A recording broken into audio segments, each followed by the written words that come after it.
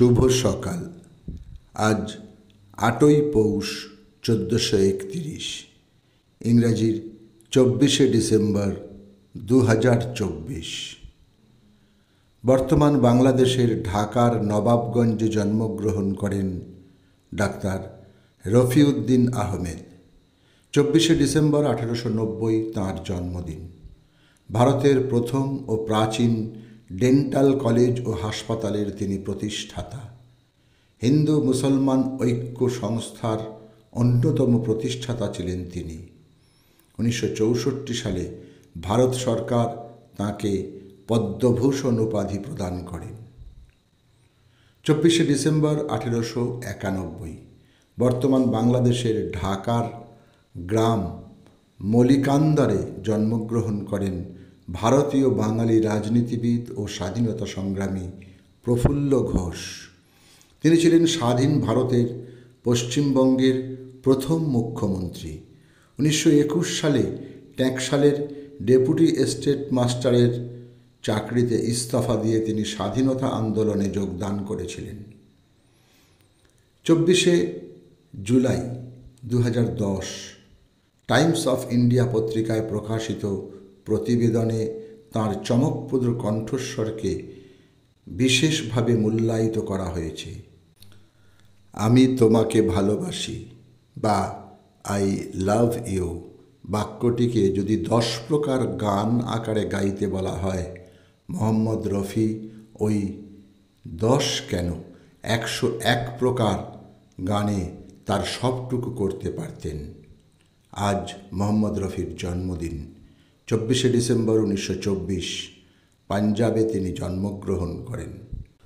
আলাউদ্দিন আলী ছিলেন একজন বাংলাদেশি সুরকার, বেহালাবাদক, সঙ্গীতজ্ঞ, গীতিকার এবং সঙ্গীত পরিচালক।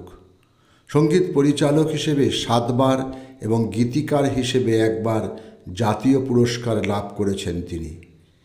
২৪শে ডিসেম্বর ১৯৫২ মুন্সিগঞ্জের বাঁশবাড়ির গ্রামে তিনি জন্মগ্রহণ করেন। ভাস্কো ডা গামা ছিলেন একজন পর্তুগিজ অনুসন্ধানকারী এবং পর্যটক, যিনি প্রথম পঞ্চদশ শতাব্দীতে সমুদ্রপথে ইউরোপ থেকে ভারতে আসেন। ভারতে তাঁর প্রথম ভ্রমণকে বিশ্ব ইতিহাসে মাইল ফলক বলে বিবেচনা করা হয়, কারণ এই ভ্রমণের ফলেই বিশ্বায়নের বহু সাংস্কৃতিক ধারণাটির প্রচলন হয়। ২৪শে ডিসেম্বর ১৫২৪ ৫৫ বছর বয়সে ভারতবর্ষের কোচিতে তিনি শেষ নিঃশ্বাস ত্যাগ করেন। বাঙালি কবি, গীতিকার, নাটককার ও চিত্র পরিচালক ছিলেন অজয় ভট্টাচার্য। হিমাংশু দত্ত ও শচীন দেববর্মন সহ বহু সুরকারের সুরে ও বিভিন্ন শিল্পীর কণ্ঠে তাঁর লেখা বেশ কিছু গান চিরস্মরণীয় হয়ে আছে। তাঁর পরিচালিত ২টি চলচ্চিত্র হল অশোক ও ছদ্মবেশী। আজ শিল্পীর মৃত্যুদিন, সময়টা ১৯৪৩।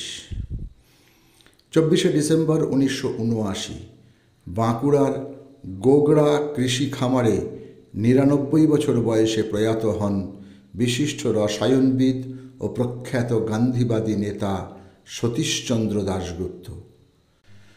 আজীবন গঠনমূলক সেবাকার্য ও পল্লী উন্নয়নে বৈজ্ঞানিক প্রয়োগ পদ্ধতি আবিষ্কারের জন্য ১৯৭৮ তিনি যমুনালাল বাজাজ পুরস্কার এবং বিধানচন্দ্র কৃষি বিদ্যালয় থেকে ডিএসসি উপাধি লাভ করেন। পি ভানুমতি রামকৃষ্ণ ৬ দশকের বেশি সময় ধরে অভিনয় জগতে বিরাজ করছেন। শতাধিক সিনেমায় অভিনয় করেছেন। তেলেগু ফিল্ম জগতের প্রথম সুপারস্টার এবং ৪০-এর দশকে সর্বোচ্চ উপার্জনকারী অভিনেত্রী ছিলেন তিনি। আজ শিল্পীর মৃত্যুদিন, সময়টা ২০০৫।